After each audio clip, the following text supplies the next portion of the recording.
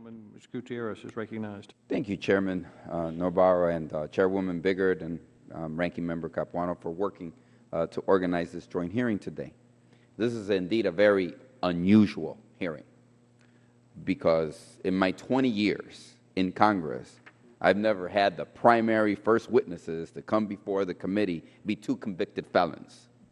I've certainly never had testimony from a felon who donated more than $5,000 to the National Republican Congressional Campaign Committee during the height of the embezzlement and the fraud that she committed to the federal program.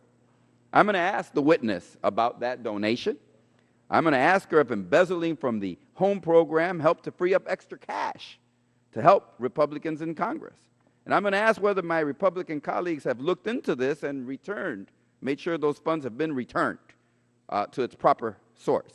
I think the absurdity of this hearing speaks to the difficulty the majority is having in making the points they seem determined to make about the HUD home program, whether the facts support those points or not. The embezzlement that we're going to hear from the convicted felons began under George Bush's administration while he was President of the United States, and when my colleagues who are in the majority were in the majority. It is highly irregular to send and to need convicted felons to explain how the home program is susceptible to fraud. Usually we have experts or law enforcement come to speak before us. I've seen whistleblowers testify, honest Americans who are concerned about potential abuse, who risk their well-being to help us fix programs. I've listened intently to community organizers, advocates, consumers, academics. These are credible witnesses who help us to improve our programs. I have 11 letters in support of the home program, and I ask unanimous consent to submit them for the record, Mr. Chairman. Without objection, so ordered. One of the letters is signed by 23 different organizations, including Habitat for Humanity, National Association of Realtors, the U.S. Conference of Mayors, even the YMCA. These groups have experience implementing home honestly. Why didn't we ask any of them to come and testify before us? I'm really not here today to blame the witnesses. That is up to the legal system.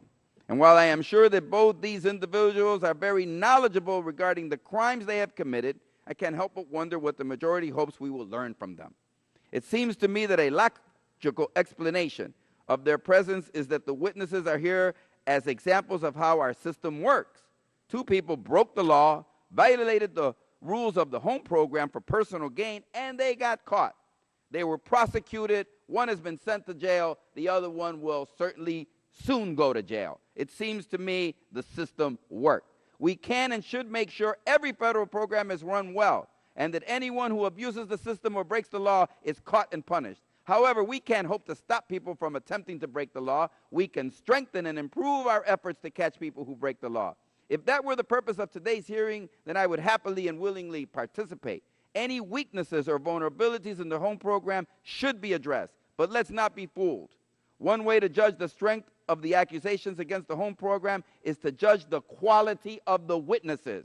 I believe the way this hearing is being conducted makes clear that that purpose today is to score political points and generate exciting headlines. I hope in the future we can do better. Now let's talk about what the home program really is. In my district in Chicago, the home program has created 15,000 new housing units for low-income households. It has helped low-income families stay in their homes and preserve the only real financial asset that many of them have. And I certainly hope that we will delve into those issues. I thank the gentleman.